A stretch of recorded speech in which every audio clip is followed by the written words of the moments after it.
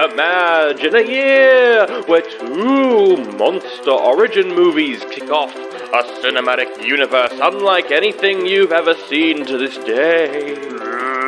What year is that, Sandro? Oh, it's 1931!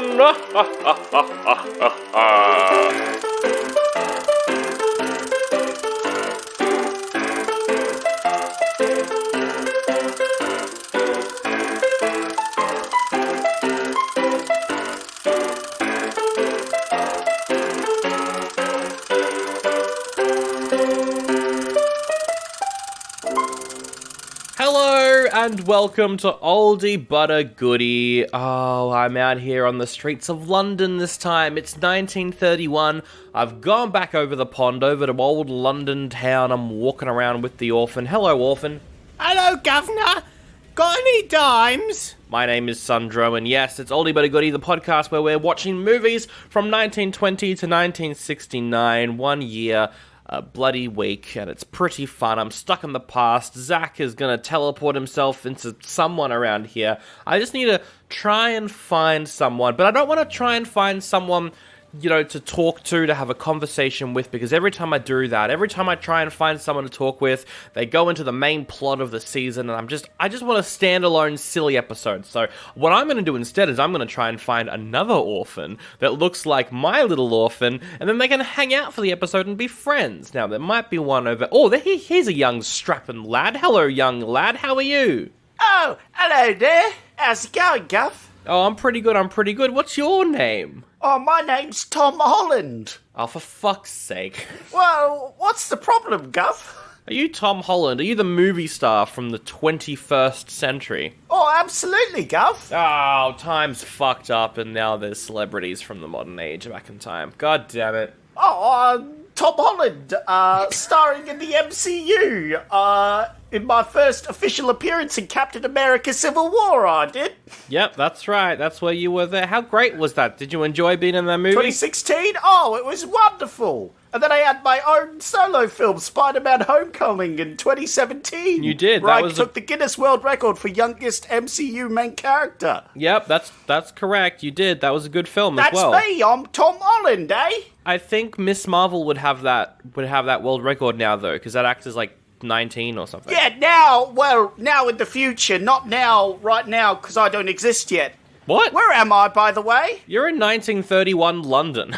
Yeah, why am I here?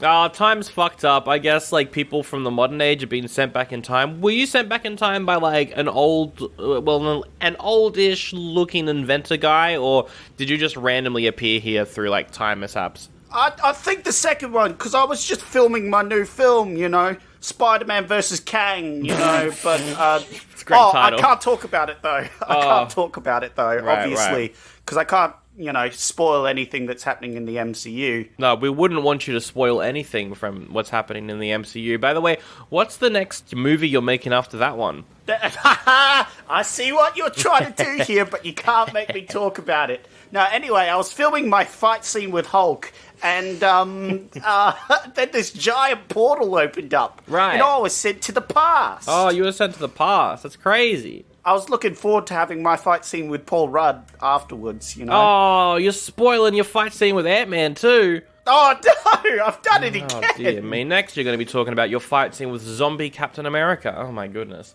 No, the zombie film's after this film we film. Oh, wait, I'm not supposed to talk shit. Fuck.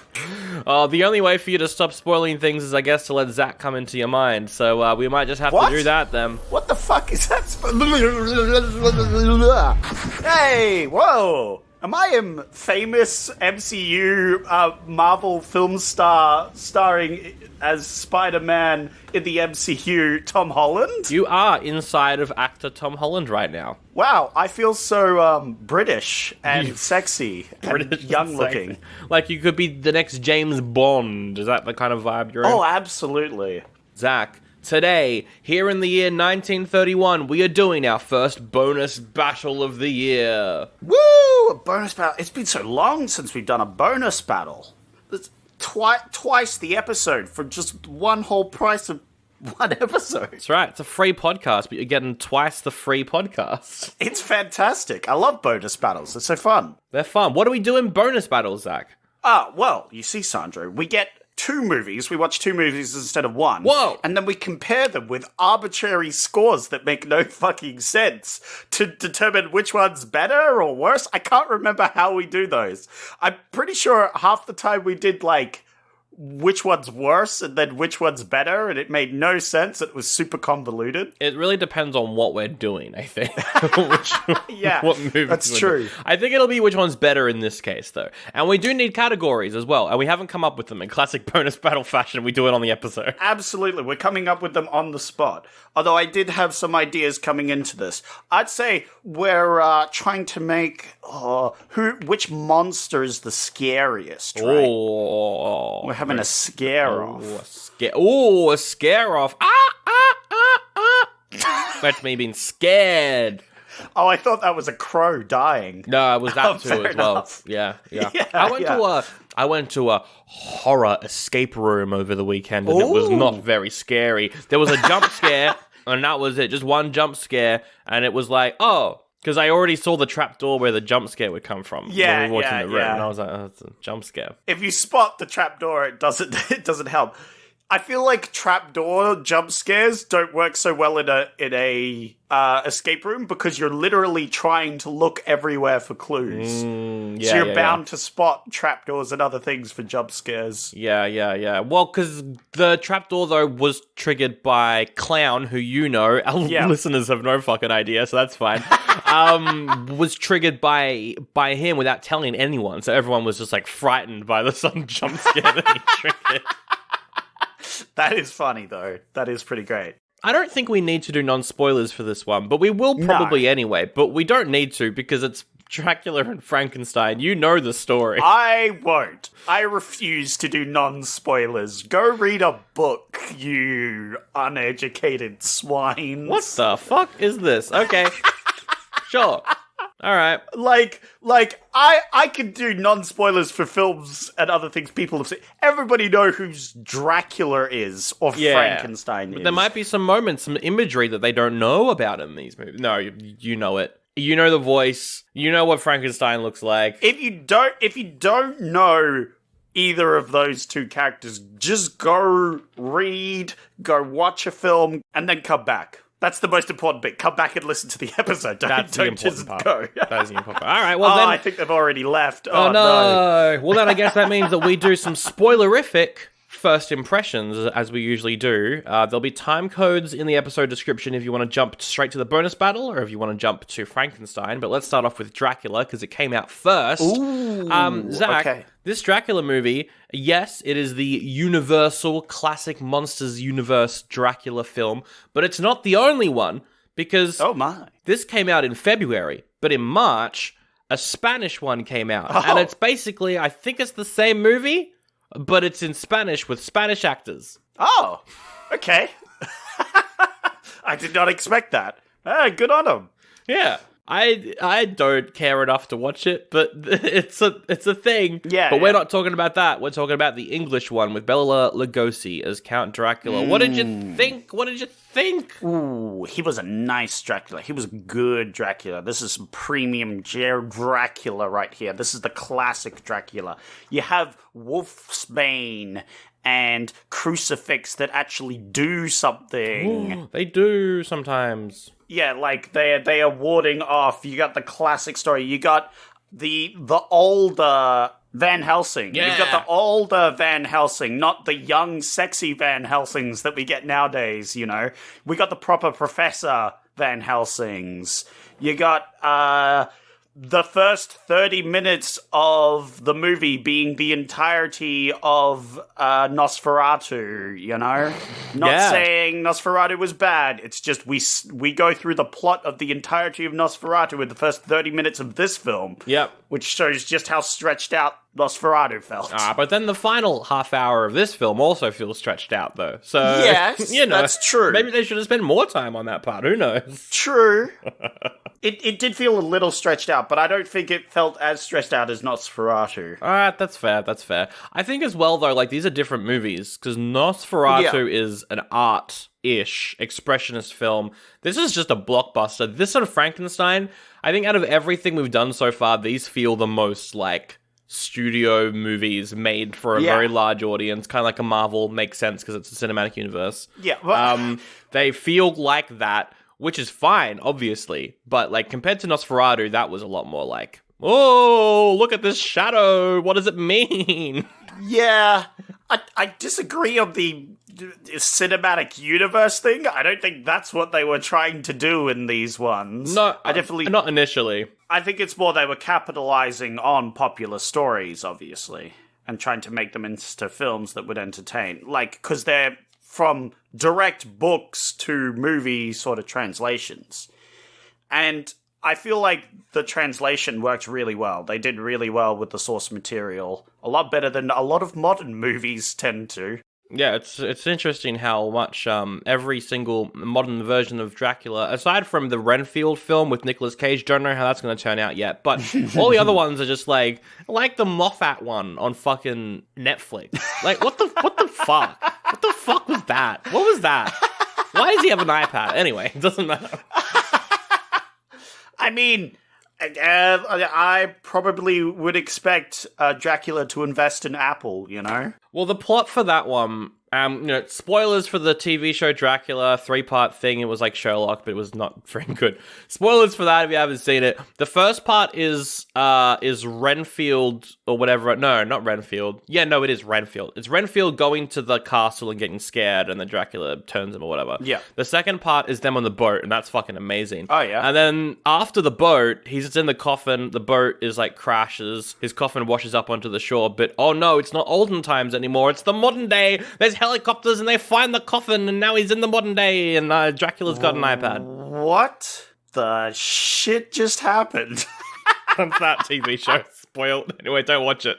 Yeah. That sounds a bit whack. Yeah, he goes to cemeteries and sucks the blood of goths who hang out at cemeteries or some shit.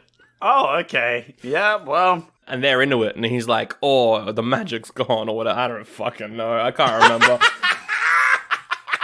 It's not great when, they're into it. Wow, Drac. Wow. That's problematic. You're getting cancelled on Twitter.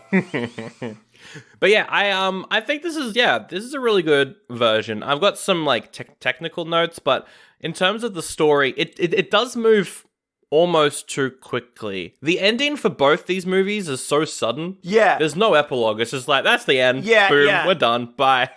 Definitely, I think both these films suffer for the ending. Yeah. Because it's just like, it's about an hour, so we're done. Yep. All right, time to go home, everybody. Although I feel like, now hear me out, I think Frankenstein won on the ending. Frankenstein had a bit more of a dramatic ending, right? It did. I don't want to spoil it, because we're in non-spoilers now, even though I said I wouldn't. We are in non-spoilers? Okay, sure. Well, you said non-spoilers. You said we weren't skip doing to the it. things All right. if you haven't seen, I don't know, fuck you. All right. Frankenstein gets lit up. He gets lit on fire. Do you know what happens to Dracula? He gets stabbed off screen. Yeah. And he gets stabbed off screen after his last final fight. His, big thing is he just goes and has a nap. Yeah, the ending of this one's not great. The rest of the film was fantastic because you have this big battle of wits almost between Van Helsing and Dracula. Where Dracula is, he's corrupting the local area, he's building his posse of vampire slayers. Vampire babes. Oh, wait, you mean Van Helsing. Because Dracula is building his posse of vampire babes, and Van Helsing is building his posse of old white men babes to help him slay the Dracula. The ultimate counter to women. Old white men. Here's my thing with Dracula, and why I think, yes, the Battle of Wits was cool, but some stuff didn't hit as hard. Oh? No sound effects. We need sound. He turns into a bat. He does his mind stuff. No sound effects. It's just silent. We had sound effects for the bat itself when it's screeching around. Yeah, right? yeah. Well, the reasoning for that is, it's the 30s and they can't have soundtrack and talking at the same time. So there's no music in any of these really, aside from background music. I actually found the lack of music quite endearing Really? to the movie. For me, it gave it a bit more. It was eerie in those silent moments. Obviously we're used to music, and it was just because it was different from literally everything we've watched, and I wasn't expecting it in this film, which is meant to have the sort of tension and other things. I think it added to it for me, just from the film experience. Those moments where it's like a little bit tense with no music. For me personally, I actually found those moments a bit more sinister than they actually were. Because my body was like, shouldn't there be music here, right? Yeah. I was like, shouldn't there be music here? But there was none. And it felt wrong, which helped with the movie because it was trying to make you feel like something was wrong. Like something's wrong. True. I mean, I think like the soundtrack, there were moments in Frankenstein, I think, when it could have used something. But with Dracula, like soundtrack-wise, because most of the movie's in a house with people talking, I think the soundtrack wasn't necessarily missing. But when he's like transforming and when he's doing mind tricks, we needed some sort of like... Yeah, Sandro's all about the Nickelodeon sound effects. Not Nickelodeon, just like a... Well, I mean, that would be pretty good. He transforms into a wolf, it's like...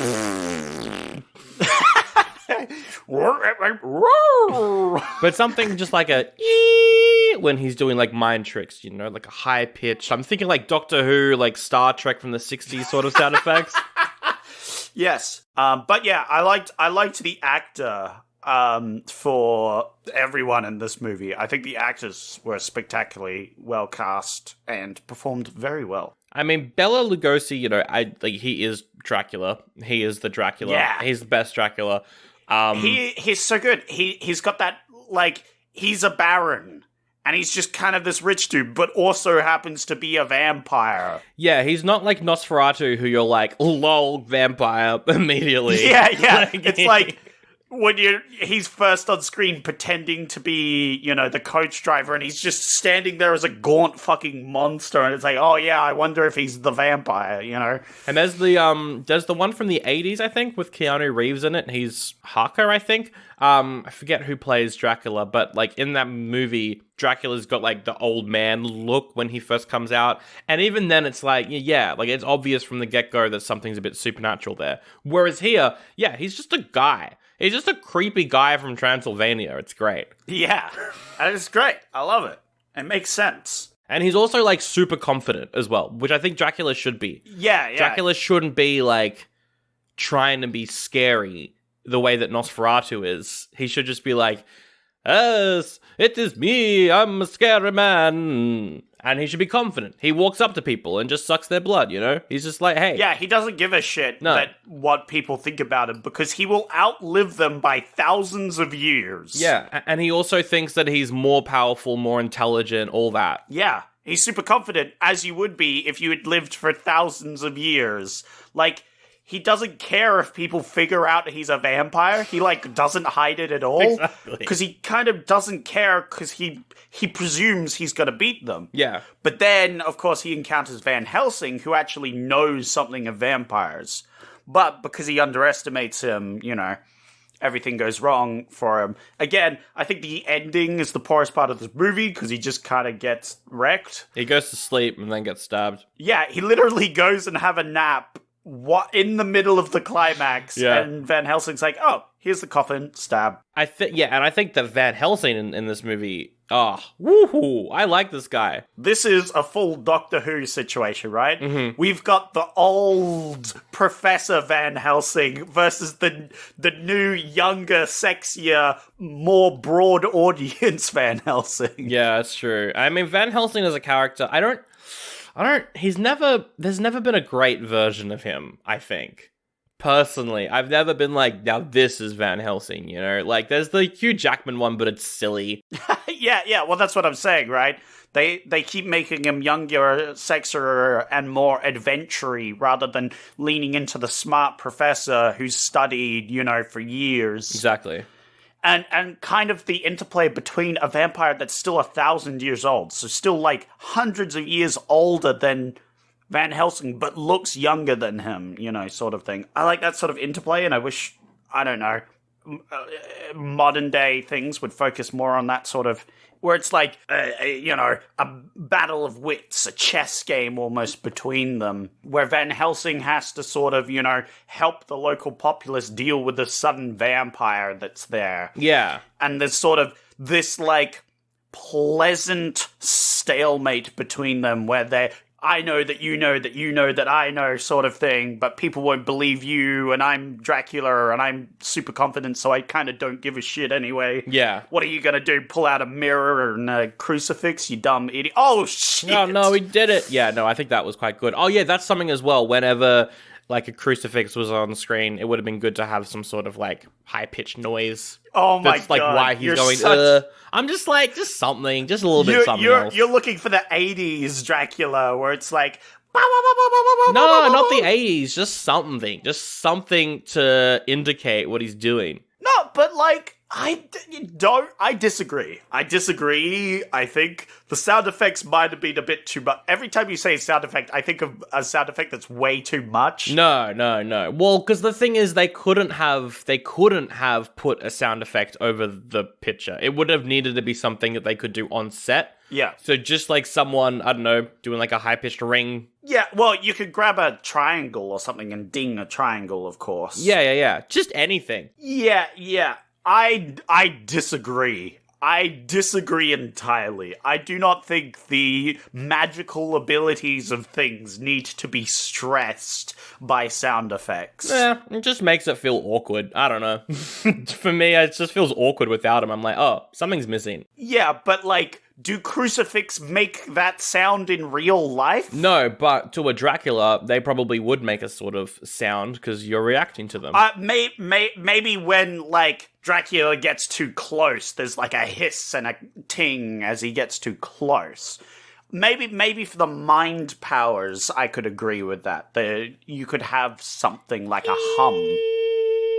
Yeah. Again, I don't want too much stress on it because, again, it gets into the, like, cartoonish, and I think that takes away if there's too much of a sound effect. I don't know. See, for me, it's like, this is a movie, and without sound effects, it makes it feel like a stage play, and I just want a little something else in there because it's a movie. A little bit something else, just put it in there, just chuck it in there. Like when Frankenstein's walking around, he's going, that's cool. I like that. Yeah, yeah. You know what? Dracula should have said "bleh" a lot. No. But, like, whenever Frankenstein's on screen, it feels okay, aside from that one scene where he's trying to sneak up on a lady and all the sound cuts out so he can, even though he'd be clumping all around on the floor. But yeah. Anyway, but yeah, I was going to say the Van Helsing actor is good, and also was in Frankenstein as the other doctor. So kind of funny, he's in both the movies.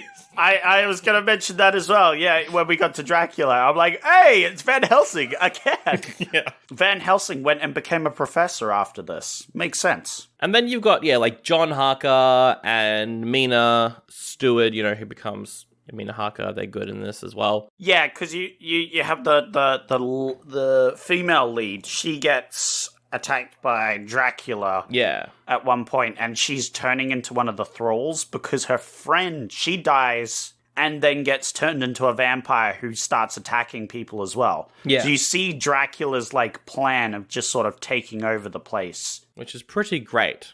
I like that part as well. There is the thing with Renfield, which I was like, could have used a bit more, because it's like, as soon as... I forget exactly what the transition is, but we go from Renfield being bitten directly into, now he's just this crazy guy on a boat. They skip over it quite a lot there, which is fine. I'm just like, could have used a little bit more extra. I don't know. Yeah, well, it's better if you're saying, I want more of this in the movie rather than I want less, right? I definitely rate this a goodie. I think it's a really good film. To be fair, I'm super biased because I love the Dracula story. And I think this is one of the best interpretations of that story because it doesn't fuck with the main plotline. Obviously, I think the ending could have used work. There was a cut ending where just like at the start of Frankenstein, a guy comes out and directly addresses the audience and is like, wasn't that a scary story? Hope it doesn't scare you too much, but watch out when you're at home. Damn it. damn it. I'm so sad, because then we could have had that in both movies. Yeah. We would have had a guy directly talking to the audience in both movies. Oh, that's so sad. Spoiler, there's one in Frankenstein at the start, and it's great. It's so good. It's like, yes. I'm so terrified. But I think it's you're right. It's like, it's just an unfucked with version of the Dracula story. Yeah. Which, like, Nosferatu almost was, but it is a fucked version of it because it's an unofficial adaptation and it's trying to be arty. Whereas this is just Dracula. This is just some hardcore raw Drac. And that's what we like.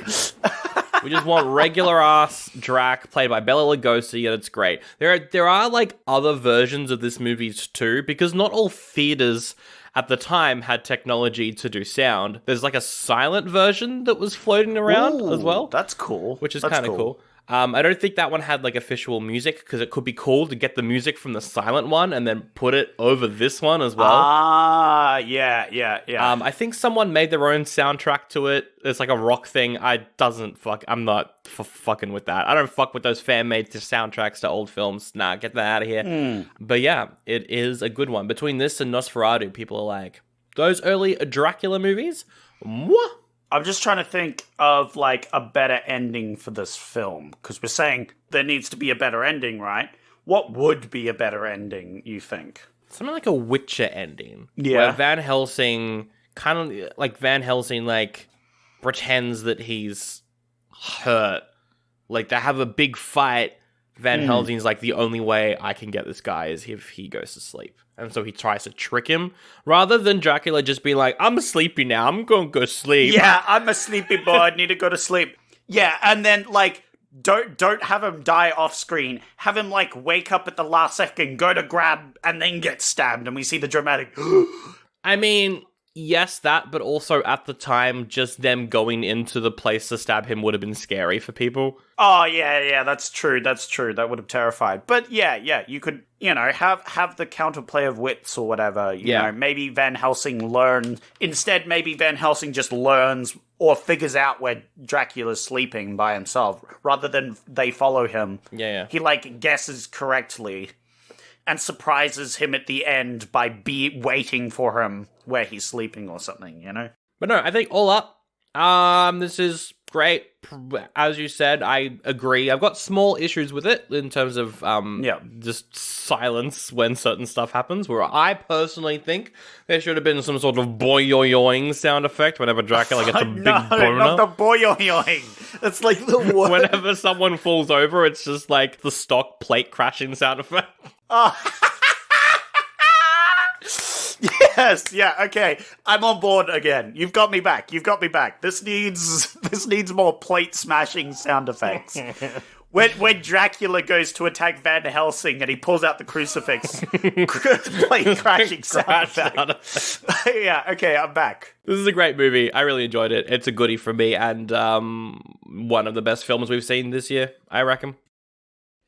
Well, howdy, it's me, Jason Voorhees, and I'm here to sell you a machete. I'm just playing. It's Selly McSeller, and I've got another ad to put into your ears right now. The boys want me to let you know that you can go over to patreon.com/oldiebuddygoods. Why did they hire me? I don't know. I'll do the URL later. Anyway, there's a new episode bonus content on Friday the 13th, part 3. Here's a clip. God, I'm embarrassed. The lady doesn't believe he's actually dead. She thinks it's all fake, but then he just dies in front of her, and then she's like, wait a minute, oh no, he's dead. That's right. That was a good, the kid who cried fox, whatever the fuck that story is. Kid who cried fox? The kid who cried wolf. Yeah, what? The fox and the wolf. The boy who cried wolf. Fox and the Hound. No, different movie. Completely different message. Just wrong in every way. Nah, whatever, I don't care anymore. Whoops, I probably should have given you a language warning because there was swearing in that one, but I don't fucking care because I'm Selly McSeller and woohoo! Go to patreon.com/oldiebuddygoodypod to get that bonus episode right now and put it in your ear holes. There's also ad-free episodes on the $1 tier. I'm an American. Woohoo! speaking of a goodie, Oh, let's talk about Frankenstein. and Frankenstein's monster. Ha ha ha ha ha ha ha ha ha ha ha. I liked how in the opening credits it was like, Henry Frankenstein played by Colin Clive, the monster played by ... a big question mark. Who's it gonna be? They were trying so hard, and it was great because they even started off, "Be careful, for what you're about to watch is truly terrifying. Yeah. If you want to leave now, you can." I was like, yeah, it's gonna be extra spooky. That's right. Look, when the film has a disclaimer, you know it's gonna be good. Once again, just like with Dracula, this is just the story of Frankenstein, except I think they haven't cut as much out of this one as they did in Dracula, which I think is cool. And this is one of, if not the best Frankenstein movie I've ever seen. This is. Oh, there you go. This is it's just Frankenstein, and it's just good. I mean, this is a classic for a reason.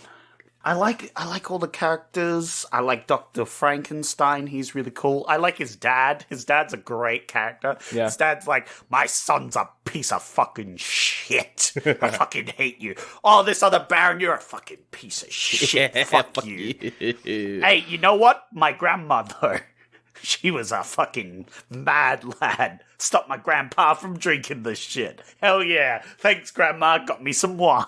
It literally ends the movie with that, which is very silly. Yeah, I think this is just really good. It's just the story, and that's all you need. Like, I don't know.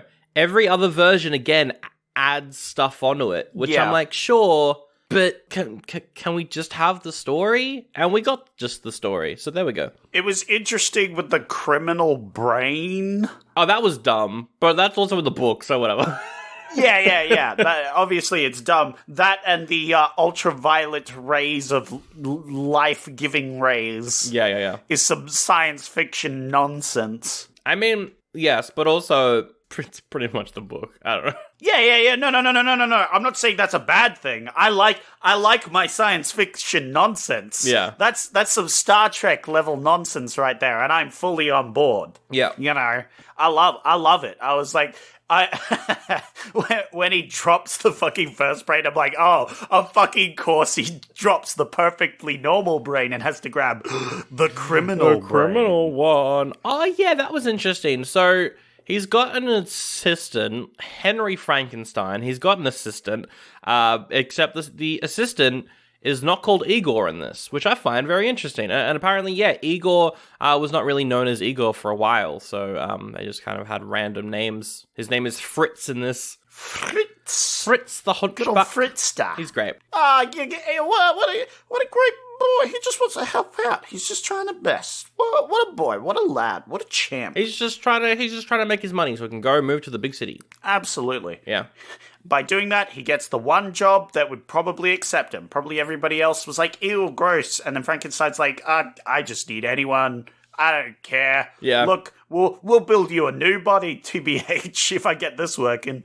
Yeah, because it opens up with them literally robbing a grave. Oh. Which was a pretty strong opening. Yeah, I think the sets in this, I mean, the sets in Dracula were good too, but the sets in this are so gothic and almost like Dr. Caligari-esque. It's just really cool. Yeah. This is very well done. Because you've got that, and then they go on the road, they cut down a hanged man. Like, it's pretty dark from the get-go. This is a scary one. I think this one would, like Dracula, I don't know, I've seen it so many times, I don't find it particularly scary, but this one, I think, like, I can definitely see why people would have been scared of this at the time. Like, Yeah. Like, Frankenstein himself, not that scary, but the idea, you know, he throws a kid in a lake. Yeah, yeah, that visual was pretty terrifying. Pretty scary. I've seen that scene, like, out of context so many times, because it's very silly. He goes up to this young girl, and she's like, here's a flower! And they're, like, having fun, they're holding hands, they're throwing flowers into the river, and then he just picks her up and throws her in.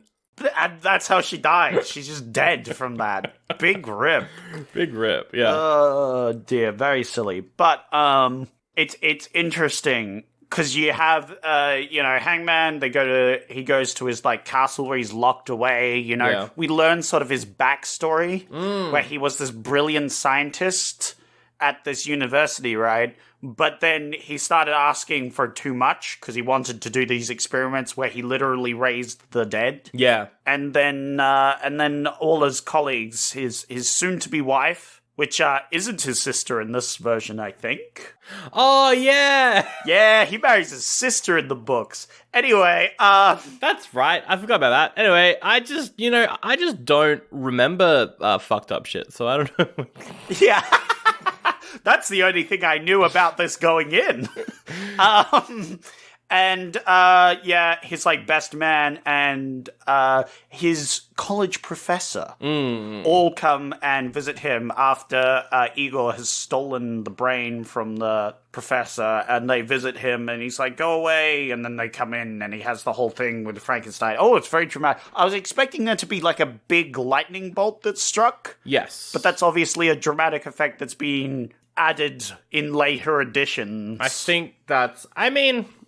They also just didn't have the technology to do that, probably. No, but I mean, like, just a loud bang, right? 'Cause Yeah, they yeah, have flashing lightning and stuff, and it's just, they kind of raise the platform. And then lower it. It's not like he's tied up to, like, a thing with a giant lightning rod. You know what really would have helped there, Sandro? What? A boing effect. Well, there's already sound That effects, really- though. The sound, and that makes that scene so well done and tense, because you got the storm raging. Yeah, and yeah. the lights are flashing, and the sound's going, pa-choo! Not like that, obviously. That's not how lightning sounds. Yeah, you're right. There should have been like a storm or something in Dracula where, you know, in the background. Yeah. I see that.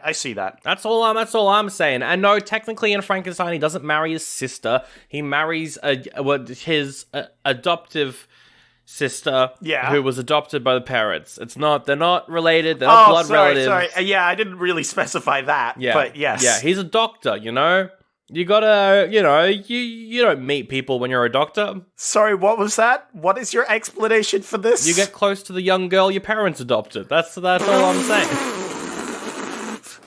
Yeah, well done. You got away with that one. You won that argument.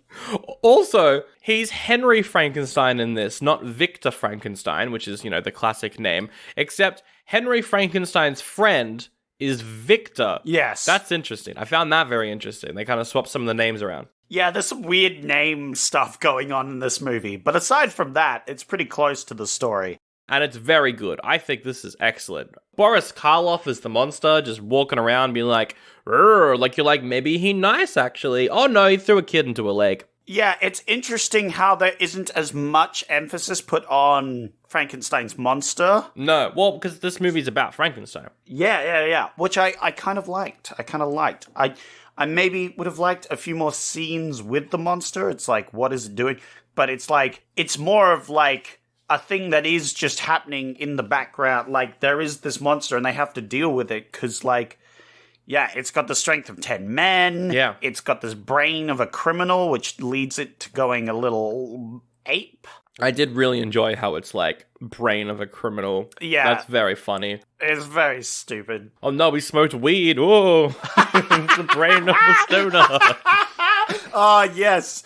I want a modern remake where they're like, this is the brain of a weed smoker, the most evil of brains. Yeah. It's possessed by the devil. They try to make a Frankenstein so they get the brain of like a criminal, but obviously all the prisons around here, you know, are just people who have done petty crimes and shouldn't be in prison for like smoking weed. This one committed tax evasion. Oh no! Well, that one, you know. Oh yeah, like it's just like the lower level crimes. They don't go somewhere else. I want Frankenstein to commit tax evasion as his big criminal mastermind. Frankenstein? Yeah. And then smoke weed. Yeah, bro. Oh, sorry, Frankenstein's monster. There we go. I did it. I fucked it up. As you mentioned, the ending is pretty good. They lock Frankenstein in a windmill, and then he burns to death. It should have ended there, though. It goes...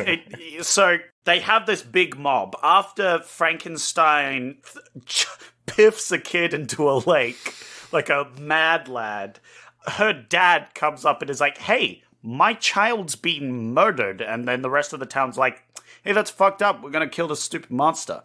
Because meanwhile, Frankenstein is getting married to his... Dr. Frankenstein is getting married to his future wife. And the whole town's occupied with that. And they're like, oh, we'll just leave the monster to be killed by the professor. But the professor dies, so the monster gets loose, and then it piffs a kid in the lake. Yeah. So they go up to this, like, mill. And then, like, Frankenstein's kind of being held hostage by his monster. Yeah.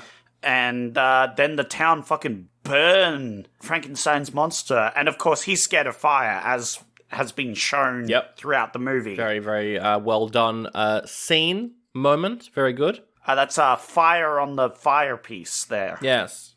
Chekhov's fire. Chekhov's fire. And so Frankenstein burns to death. But yeah, like at some point he dropped Henry Frankenstein. And so we then get, this weird epilogue where we're like, he's just in a bed and his dad's like, ha ha ha ha ha, I'm drinking wine. Yeah. And that's it. And that ends the movie. And it's like, why did we end on the dramatic fire scene? Yeah. That would have been a good ending. Plus, then you could have been like, Henry Frankenstein died. His creation dropped him to the ground and he died. Yeah. Whereas in that one, you're like, he's alive, he survives, whatever, I don't care. Yeah. Which is why they did it. But it's I guess that's in the books, you know. Yeah. That it ends in sort of an epilogue, but it doesn't make sense for the film. Yeah. I would have liked a more ambiguous ending, where he drops him and maybe he died.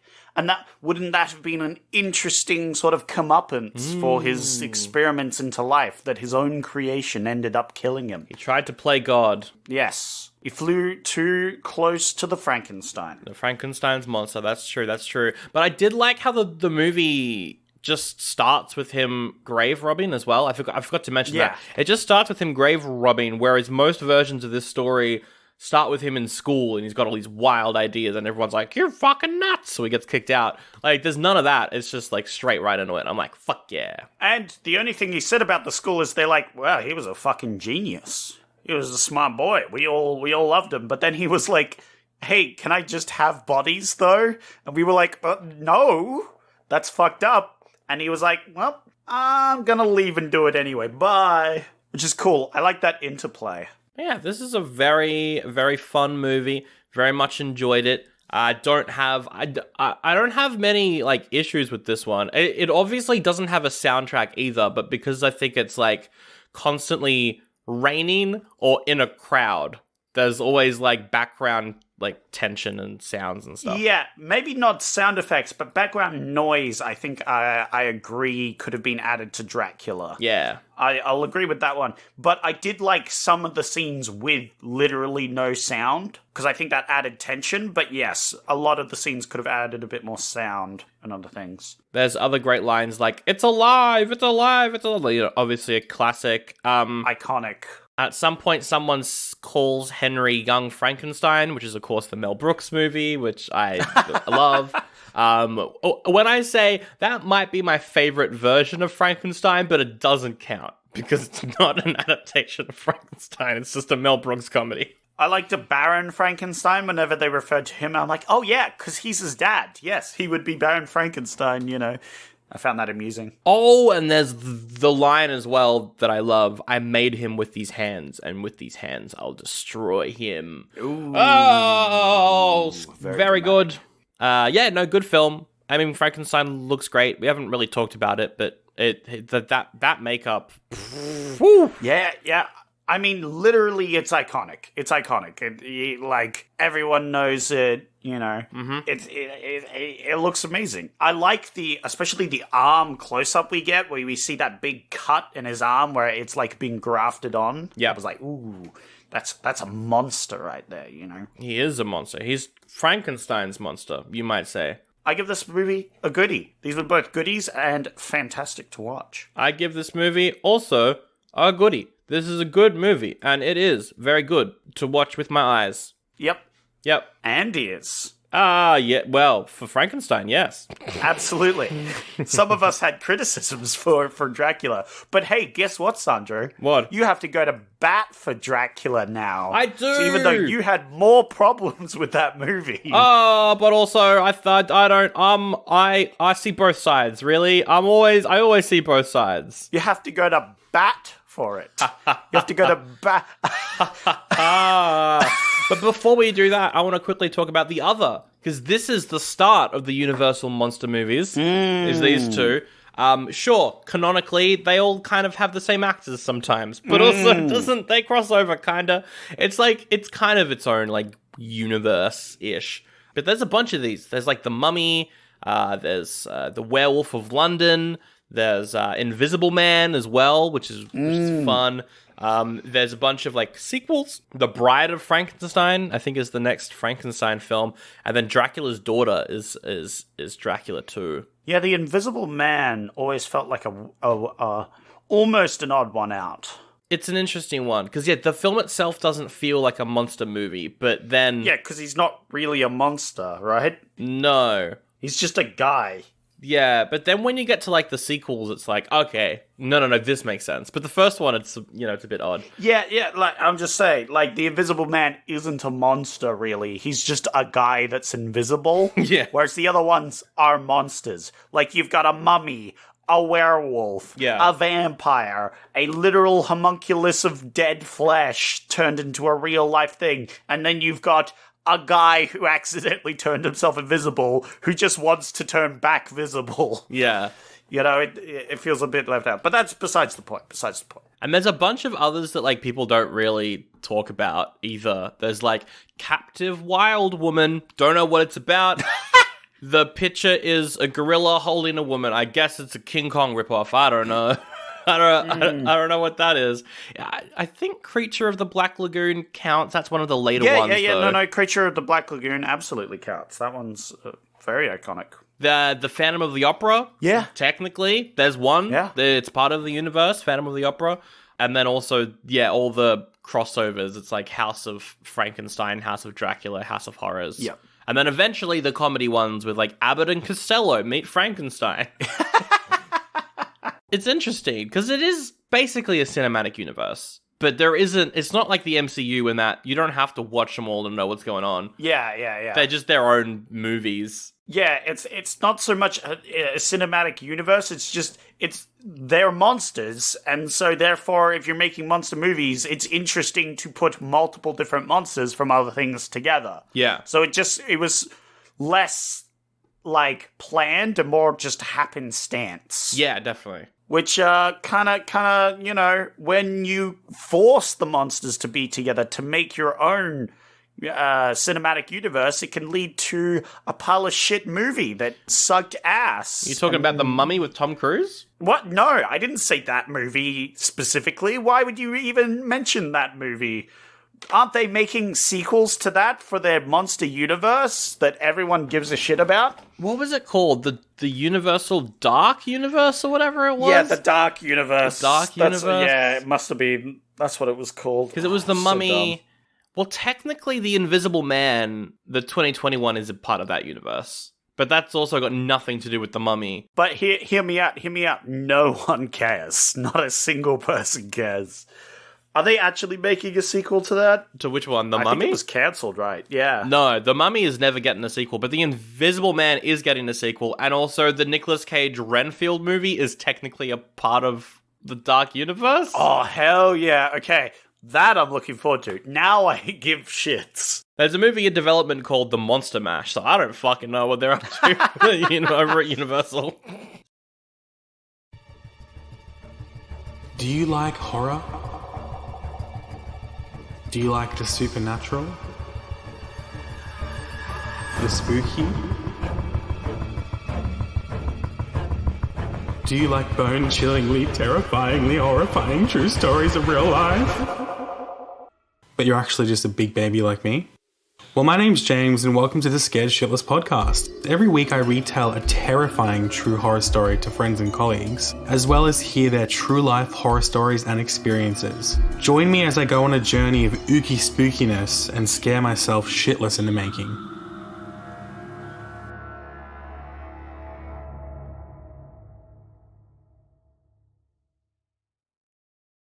Speaking of mashing monsters, it's time to mash these movies against each other.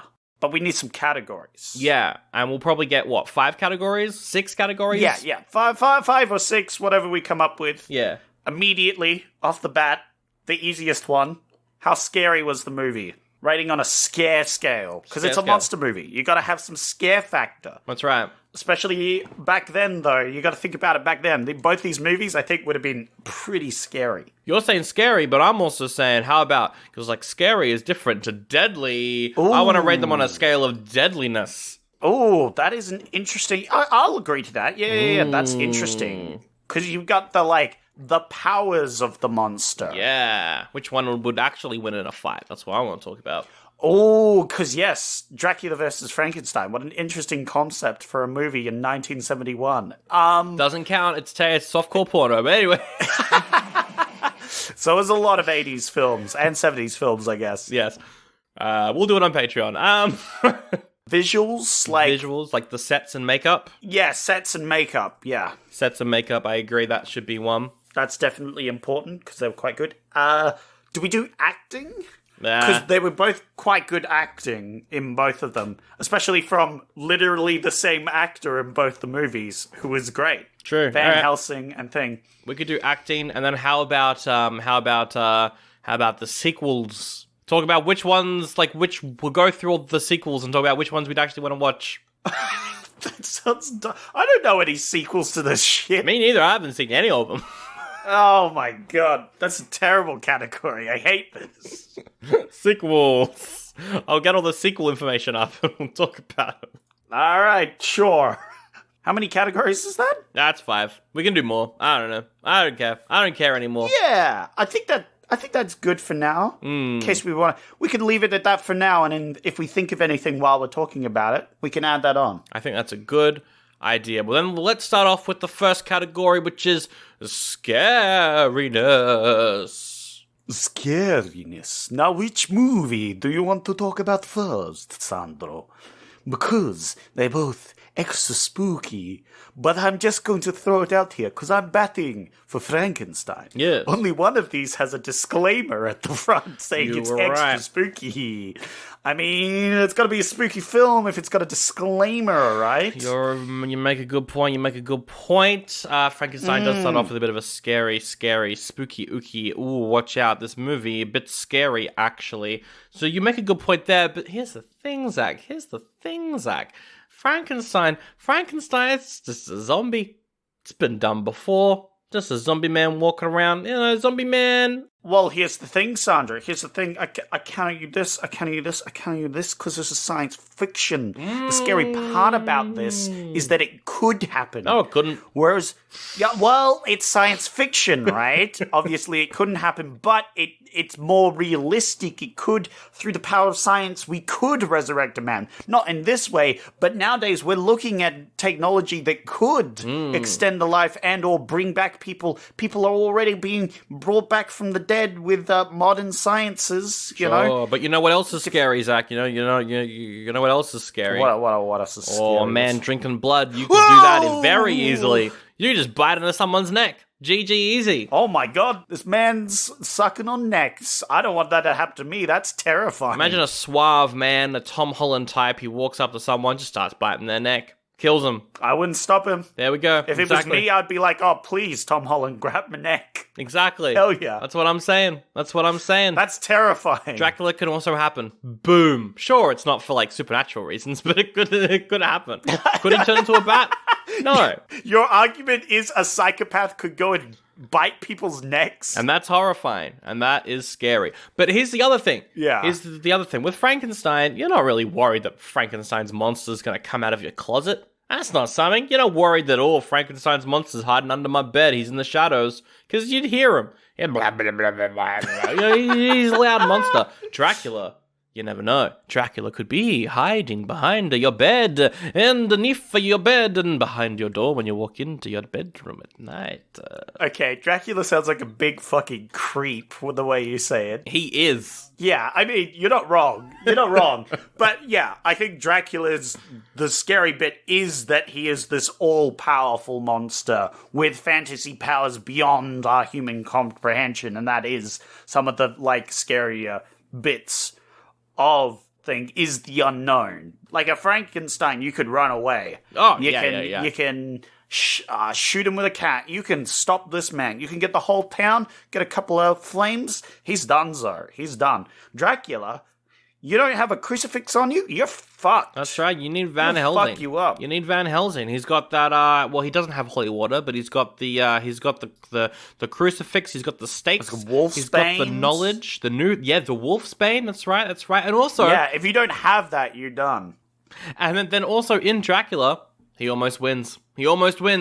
That's something I wanted to mention, actually, that I forgot to mention about Dracula. I loved that Dracula was all-powerful, but these objects actually worked at deflecting him. It wasn't just like, oh, it's a cross or it's a thing, I don't give a shit, Yeah. you know? Yeah. I'm an all-powerful Dracula. No, they genuinely, like, have an adverse effect on Dracula, and he's like, fuck. They do. I wanted to fuck with you, but you have these things. Like, that is the classic vampire thing, and it fully wards him off. He leaves. Well, I mean, also though, like that's not really a part of the original book, though.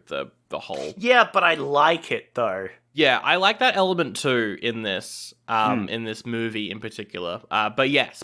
And, like, he hypnotizes that one girl to get rid of the wolfsbane so he can enter, you know, that sort of thing. Obviously, it didn't have the, like, I need permission to enter thing. I don't know where that came in at some point. Further down, the all Dracula powers and shit would all, you know. Yeah, there's a lot of them going around. Anyway, I think as well, Frankenstein. What's he gonna do? He's gonna throw a couple kids in a lake? That's pretty bad. I know you don't give a shit about the kids, but other people care about their kids and other things. And it's less Frankenstein's monster, which is scary, but the implications of which, right? These rays that can bring back to life. What can science wrought from these things? The horrors. It's like a Skynet sort of situation. Like, what's the next step? You know, you build a chat GPT. The next day you've got Skynet and it's bombing the nukes. I'm just saying. That's true. It's bombing the nukes. It's putting bombs onto the nukes. Yeah, it's blowing up the nukes. Oh, you know? that's good then. Oh, wait, no, but then the nukes would explode and they'd blow everything up. Yes. Oh, no, you're right, actually. See? That's horrifying. You thought about the implications. There you go. That's what's scary about Frankenstein. It's like, messing with science. What can it do, you know? That's right.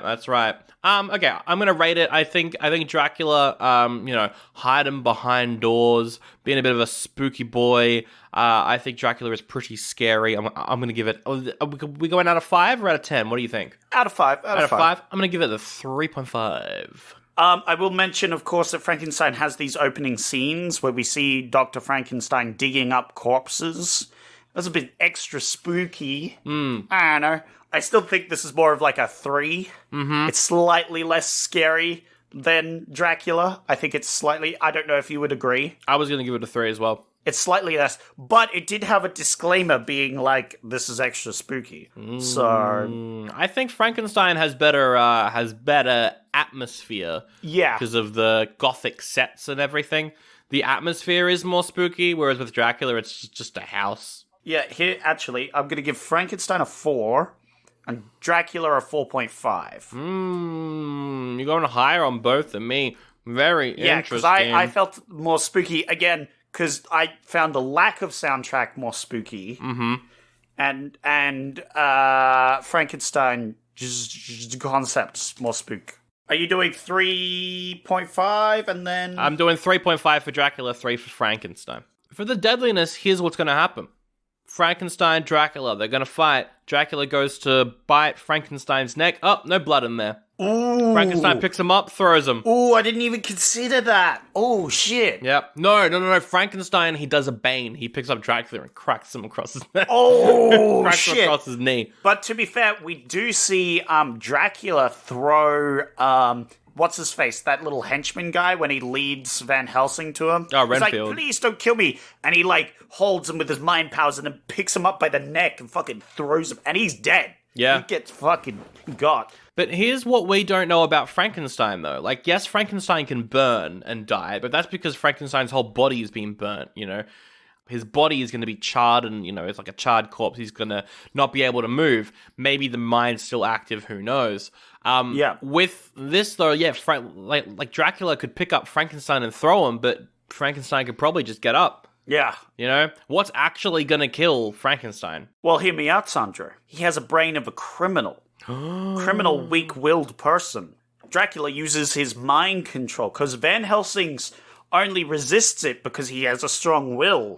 But as we know, a criminal brain is different from a normal brain. Yeah, that's the law in Frankenstein. So I'd say Frankenstein's got a bit of weak will. Might have trouble with hypnosis powers. I like how we're batting for the other monster now for some reason. Whatever. And it's great. No, I'm fighting for Wait, yeah, no, good point. No, this is great. No. We're swapping sides. Yeah. No, I think you're right. Dracula could use his mind powers. And also, Dracula is smarter, right? He is intelligent, whereas Frankenstein is not. Oh, but they both actually hate light. For sure. Yeah, that's what Frankenstein would do. Just keep taking punches. They keep going at it over and over again. Then it becomes daytime. Boom. Yeah, I'd say Dracula has the upper hand until daytime. And it also depends on the area, because if Dracula can get hold of fire, Frankenstein's fucked, right? But Dracula wouldn't know that. No. And he probably wouldn't resort to that because he's too arrogant. And that's a plot point in Monster Squad as well, right? That Dracula was like using Frankenstein for so long. Yeah. And Frankenstein just goes off and joins the good guys. Spoilers for Monster Squad. Yeah. He doesn't suspect it because he's too arrogant. Yeah. His arrogance might get the better of him. I'm on Dracula. I think Dracula beats him 9 times out of 10 if he's like properly trying, but the problem is he won't be. He'll be like, fucking Frankenstein, I'll beat the shit out of him. What's he gonna do? He tries anything? I use my mind powers. Oh, I'm getting bored of using my mind powers. I'm just gonna beat the crap out of him. Oh, he's a bit stronger than I thought. Oh, joke's on you. I'm gonna use a bit of fire now. What are you gonna do? Oh, wait, it's daytime. I kind of delayed a bit too long. My own comeuppance. Exactly. Yeah, and I think that, Dracula would want to use Frankenstein more than actually kill Frankenstein. Yeah. And by Frankenstein, we mean Frankenstein's monster. If this was Dracula versus Henry Frankenstein, that'd be a completely different story. Yeah, that'd be interesting. It depends if Henry Frankenstein got hold of the knowledge of how to defeat a vampire. Well, no, because I don't think Henry Frankenstein would even believe that Dracula is what he says he is, you know? Oh, yeah. He's a science boy. He just walks up to him, you're not a vampire. Vampire kills him dead. Yeah, that's what would happen in that scenario. Guess Dracula wins in that scenario. And technically we're fighting Dracula versus Frankenstein, so I guess Dracula gets all the points and Frankenstein doesn't get any. What happens is Dracula kills Dr. Frankenstein but loses to Frankenstein's monster. Yeah. I have no idea how to rate this. What are we rating Deadliness? this? I mean, honestly, though, deadliness, like, Dracula's pretty high up there. Probably like a 4, you know? Yeah. Like, he's a deadly boy, but I think Frankenstein's monster can just kind of wait out a lot of stuff. You know, it doesn't really hurt him as much. Yeah, they both have key weaknesses, though. And Frankenstein's kind of more obvious, like, can just sort of happen. Whereas, like, you don't necessarily have a crucifix or wolf's bane on you at all times, you know? Whereas fire's just kind of around. But I think as well, like Dracula can just walk into a crowd of people, slowly take them all one by one, you know, into like rooms and stuff and kill them. Whereas, you know, if Frankenstein were to do something like that, one, he doesn't have the power to kill groups of people at any time. And also, if he walks into a group of people, everyone's going to be running away because that guy's gross. Yeah, even though Frankenstein won our imaginary battle there, I still think he's weaker. I still think it's like a 3 for Frankenstein, even maybe a 2.5, and then a 4 for Dracula. Yeah, I think it's, I'm going to give Frankenstein like a 3.5. So if you go 3, I'll go 3.5. I'll go 3, and I'll give Dracula a 4. Yeah, I think Dracula for me, you know, he is pretty deadly. I would honestly go 4.5 because he did almost win. You know? Yeah, if he hadn't had to take a big nap. I'm dropping a big fat point off Dracula's score because he has to go and take a nap randomly. What? Okay, so you're going 3 then for Dracula. Like from 5 to 4. Yeah, all right, gotcha. Otherwise, Dracula's a 5 out of 5 for fight power. Like, how are you gonna beat him? Sure, you could get a few mirrors around, but he's gonna fuck you up anyway. But the fact that he has to take a big dummy nap because it's daytime is a big -1 for me. And I'll give Frankenstein a 3. Yeah. He's a big, strong boy. He really only has a weakness to fire. Otherwise, you're no stopping him. All right, let's go with sets and makeup. Ooh. Different, because Dracula, I mean, the look is iconic. That's the thing. Yeah. The look is iconic. His hair, his face, his acting is iconic. But in terms of sets, I mean, I liked the design of the Transylvania castle. Yeah, the castles were really cool. Both of them, where he goes into these abandoned castles, were very atmospheric, and I liked them. But otherwise, we're mostly in, like, this lady's house. Yeah, we're just in a house. Yeah. They're just wearing regular clothes. It's a 2. Dracula. Woof. Woof. Yeah, Dracula wears a nice suit, but it isn't crazy. It doesn't have I would have liked, a bit more dramatic atmospheres. Like, or we needed, like, a nice forest, a dramatic forest encounter, We needed more castle chases. Yeah. We need these more atmospheres. I liked the movie a lot, but it could be better. It could look better. But also, it's not about how it looks either. That's also a big part of it. Exactly. But I'm going to go 2. How about you? I'll go a 3 for Dracula, but definitely I'm going to give like a 4.5 for Frankenstein. Yeah. I'm going to give some big points to Frankenstein here because all the sets were amazing. You got the graveyard. That's amazing. That it immediately opens in where they're digging stuff up. Ooh, you so got good. the rope with the hangman. Woo. You got the tower with the dramatic thunderstorm. Oh, yeah. And the scientific equipment's going around, zapping lightning around. There's some special effects there with the special zapping. Yeah, you definitely like that a lot. You definitely like that a lot. I like the village as well. The village was nice because you see this big open village and other things. There was a really good tracking shot going through the village during a party. There was a good lake. That lake was great when it drowned a girl. Sure. Big ups. You've also just got the general look of the characters. Obviously, Frankenstein dead guy, so the iconic look is great. Frankenstein himself wearing the white lab coat, running around, short hair, iconic. Yeah, especially if you add sound effects and like visual effects. This one was definitely a lot better. You had the school with the professor and stuff, the like brains themselves. That's right. That and was the good. makeup and other. Yeah. That's definitely a weakness of the Dracula movies. There's just not enough. There was like a bat flying around, and it's like, oh, that's a spooky bat. Even on the boat, they didn't really do anything. Again, it's just kind of a 3. It's kind of middle ground for me. Obviously a 2 for you. That's very fair. Whereas I think, Frankenstein, I'm going to give 4.5. Yeah, I think I'll give it 4.5 as well. I really enjoy gothic stuff in general. Yeah, me too. Which is a shame that we didn't have more of it in a vampire movie, right? True. True. That seems like the one place where you would have a lot of gothic architecture. But it was only for a couple of scenes, which was unfortunate because it looked quite good in those scenes, like that opening scene where he goes to Dracula's castle. Yeah, awesome. Oh, and he does that thing. I just want to mention it where he like cuts himself, but he leans forward and Dracula is about to attack him. Oh, the but he paperclip leans scene. forward and the pendant of the cross.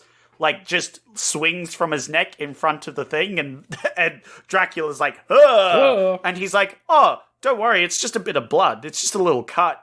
It's like, haha, he thinks the vampire was scared of the blood. That was pretty funny. Lol. I enjoyed that scene a lot. And I think that scene then, goes into the acting, which for Dracula is very, very good. Renfield is great. He's the character who goes to the place, gets, obviously a bit crazed. He is a very good character. I really enjoyed him when he's going crazy. Great acting as well. The Harkers, they're good. Van Helsing, also good, but... Van Helsing's great. But Bela Lugosi is... That is Dracula. That is who everyone tries to be. He is the like Hugh Jackman to Wolverine as this man is to Dracula. He is Dracula. That is what Dracula is. That look he always has, like the raised eyebrow. That's right. He is like the Robert Downey Jr. to Iron Man. No one else is going to be able to do that, Yeah. Oh, absolutely. I think for him in particular, and also because I can't think of anyone who was bad in Dracula, I'm going to go 4.5. Wow. A little bit of spacing there just because there might have been like some lines from people. Yeah, who I was like, that's not great. very high praise. But Dracula, 4.5. I think fantastic. I'll give it a 4. I'll give it a 4 because I feel like the other characters weren't as iconic as, I think Van Helsing and Dracula were great. Mm-hmm. The other characters, I couldn't give a shit about them. Though, to be fair, I did actually like the whole, like, she's turning. And that, like, sudden dramatic change where he's like, that's weird. You were feeling terrible before, but now you seem really, That's right. You're back. You're great. Anyway, you wanna suck my blood? Yeah. Ayo. What is that all about? That's weird. But yeah, no, I think it's really good. Frankenstein. For Frankenstein... Ooh. There's some good acting. Once again, the actor who plays Van Helsing in the first one, who's the professor now, what's his name? Dr. Waldman. No, like the actor. Edward Van Sloan. Edward Van Sloan, great actor. I love this actor. He's good. He's great. I like this, like, sassy professor who's like, what proof do you have that your experiments work, you fucking imbecile? He's great. He's really good. Yeah. Baron Frankenstein is fucking hilarious. This old man. Oh, yeah, he's so funny. Actually, yeah, that's true. And Dr. Frankenstein. Yeah, he's really good too. We don't see enough of Elizabeth to really make a... No. The same with Victor. They're not in this as much. Yeah, Elizabeth and Victor... the same amount of care I have for them as the other two in Dracula. I think because I like their characters more. I like the Harkers as characters because they're pretty good in like other versions and stuff. So I was kind of paying more attention to them. But also the assistant in Frankenstein, Fritz. Ooh, that's pretty good too. Yeah, Fritz was great as well. Fritz is good. I like Fritz. Pull the lever, Fritz. You've got the little girl in Frankenstein. She's really good, actually. She's a really good actor. That's funny. Yeah, that's a true point. Yeah. We had a child actor in a film that didn't make me annoyed. Yep. Mostly because she got like 5-minute scenes before being piffed into a lake. So, you win some, you lose some. And that is an iconic scene as well. I'm going to go 4 for this one because I think I didn't care about Elizabeth and Victor as much as I cared about the Harkers. So I'm going to go 4. I'll give it a 3.5. Ooh, 3.5 from you? You know what? Actually, I changed my mind. I'm giving them both a 4. I think they were equal levels of acting. Wow. Yeah. I want to give it a balanced score here because I think both had actors I really liked and was really entertained by. Yep. And both a couple of actors that I couldn't care less about their characters. The actors were fine. I thought they were great. They were fine. I just didn't care about the characters, so I don't care. Interesting. Pass. Moving on. Well, there we go. That is that category. These are looking really close, which means for the final category, which is sequels, there are more to Frankenstein than there are to Dracula. So we'll start with the Frankenstein ones. Okay.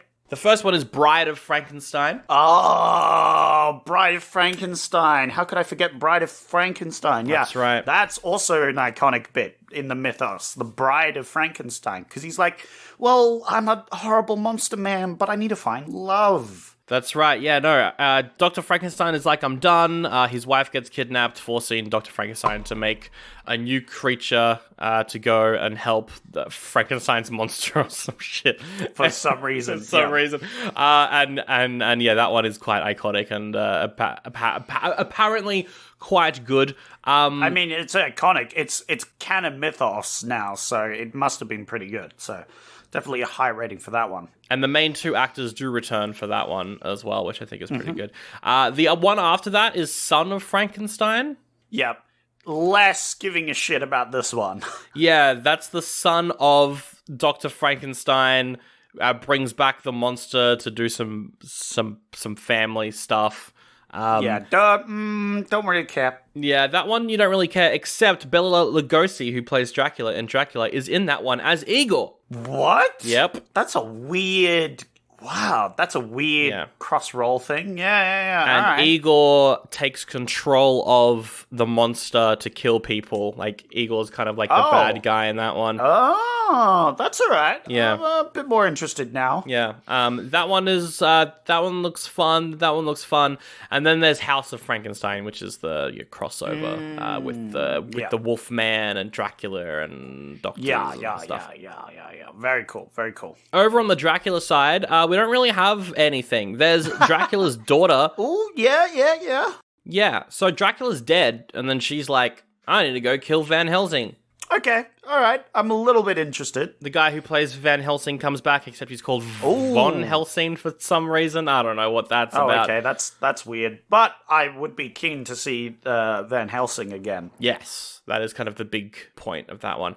And then there's the House of Dracula, which is basically Dracula versus the Wolfman and Frankenstein's monsters there too. Wait, so there's the House of Frankenstein and the House of Dracula? Yeah, they're like the crossover movies. But they both have their own crossover movie. Yep.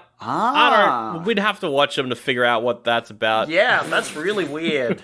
That's really weird. But also, I love crossovers between these boys. This could be very silly. Oh, and then for Frankenstein, there's also Abbott and Costello meet Frankenstein, which is Abbott and Costello. Oh, yeah. Comedy, slapstick guys doing stuff. We'll probably do one of their films eventually. I don't think we'll do the crossover ones. Yeah. But yeah, those are the sequels. In terms of do I care? Frankenstein wins. Well, yeah, there's just more of them, right? There's more of them, and also, Bride of Frankenstein has the same cast, and everyone comes back and stuff. Yeah, Dracula's daughter is, a character that shows up a bit more, but, it's not as, a, canon thing as Frankenstein's, wife. Yes. Or Frankenstein's monster's wife, whatever. You know what I mean? Yep. That's a character that appears often. That's some canon shit right there, whereas no one gives a shit about anything. No. So what are you going to give a rating for that? I mean, do I want to watch all the Frankenstein sequels? No. Yep. I'd like to watch Bela Lugosi as Igor in the third one, actually, so... Well, here's the thing. I I want to watch House of Frankenstein, Frankenstein's wife, and, of course, the movie we just watched, Frankenstein. Yep. Vampire, I want to watch Dracula and House of Dracula. Yep. So I'm going to give a point for each movie that I want to see, which is 3 and 2. 3 and 2. For Frankenstein, I'm going to go 3.5. Ooh. Because I do want to watch Son of Frankenstein as well. Oh, yeah. You're giving that a half point for the extra... Yeah, I see that. The extra thing. I care about that a little bit more. So I'm going to give that one 3.5 for Dracula. I don't care about any of this because Bela Lugosi is not back. Is he Dracula in... Hang on, I'm going to check if he is Dracula in House of Dracula. Ooh, actually, yeah. Oh, it's John Carradine. Oh, okay. It's not even the same Dracula. Ooh. Yeah. Ooh, that makes me even less want to watch it. It's the guy from The Warrior and the Sorceress. 1.5. Yeah, I don't care. 3 and 1.5. I am gonna go 2 because I'm slightly more interested because John Carradine's hilarious. Yep. So I'm gonna go 2. I'm changing my thing. It's going down a peg. That is unfortunate. Well, it's interesting you bring up the sequel with comedy because I want the final category to be funny. How funny were these movies? What comedic moments did we have? Oh, God. Because you see, Sandro, horror goes hand in hand with comedy, right? It does. There's yeah. It's the same side of the same coin, you know? Sometimes people reaction when they're faced with unspeakable horrors is to laugh, to cope with it, you know? So what was the comedy? What was funny? Because with Dracula? Mm-hmm. Other one, Frankenstein. Mm-hmm. You got a Baron Frankenstein. Hilarious. Oh, he's so funny. He's so funny. He's like, I hate my son. He's a piece of shit. Fuck you. Anyway, Grandma, though, she was great because she stopped my grandfather from drinking this wine. No, I get to drink it. Blah, blah, blah, blah, blah. I do really like Baron Frankenstein. Also funny in Frankenstein, a little girl gets chucked into a lake and dies. So funny. Hilarious. I loved it when that girl got piffed. I thought that was pretty funny. Hilarious joke. Aside from that, I don't know. It's not that funny. I guess it's not that funny. These are pretty. And then Dracula. Dracula's stare. That was funny. His iconic stare. Yeah. He's standing there just sort of glaring. Yep. Iconic. terrifying, also kind of funny. There was that scene where he runs out of the house, and then we just start hearing the barking noises, and Van Helsing's like, oh yes, he's turned into a wolf to run away. That was pretty funny. Yes, yep. That was pretty funny. I raised you that scene with the groundskeeper, where the groundskeeper's shooting at a bat, right? Yes, yep. And then Van Helsing's like, don't bother shooting it at this bat. This bat is immune to bullets. And then the groundskeeper's like, oh yeah, sure, I won't do that. And then he talks to the maid. He's like, they're fucking nuts up there. They're fucking whack jobs. That was pretty funny. And then the housemaid's like, yeah, they are wacky, but I'm also wacky too. And he's like, you're fucking crazy as well. And she like stares at him, glares at him, and he like runs away. Yep. Pretty funny. Pretty funny. I'm giving both of them a 2. Yeah. I'm rating 1.5 for Frankenstein and a 1 for Dracula. Fucking hell. God damn it. Completely useless category. What were you giving Dracula? I'll give them both a 1.5. Oh, far to right. make it even more pointless. That was completely pointless. But anyway, the both battles over. Oh, which one's gonna win? Ooh, which one's going to win? I can feel the tension. That's the tension. right. Maybe some sound effects can play here. Ooh, is that a storm I hear? Is that a storm? Is that a crashing plate sound effect? Damn it. Oh my god. Wow! Alright, so out of a possible... How many points? 10 times 6? Out of 60 points, here we go. It's time to reveal what won the bonus battle. Considering that 2 of these did not get very high points because they were bad categories.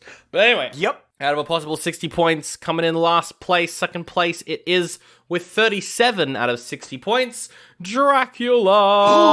Oh, no! Dracula! Dracula's dead. Oh, man. Bela Lugosi's dead. Oh, wow. Too soon, Sandro. Too soon? He died ages ago. Too soon. And then coming in first place, the winner is Frankenstein with 40.5 points. Ah, there you go. Very close, though. Still very close points. That's right. I think Dracula just needed a bit of special effects and sound, and it would have been probably a better movie, I think. Or at least on par. But anyway, there we go. First bonus battle of the year. Look at that. Boom, wham, bam, thank you, Frankenstein's adoptive sister.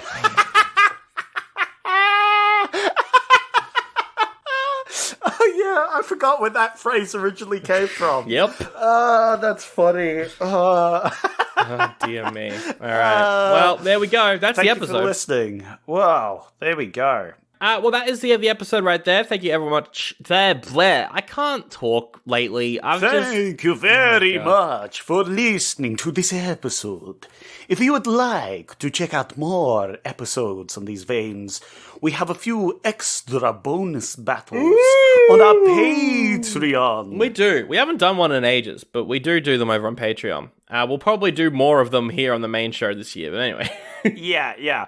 There are some more bonus battles there. There's also some other spooky episodes, like all our Evil Dead series. We did all the Evil Dead, and we're currently doing Friday the 13th. Very spooky. We are. We just did number 3, and it was a time. It was a time and a half. 3 was, all I'll say, return to form. That's all I'll say.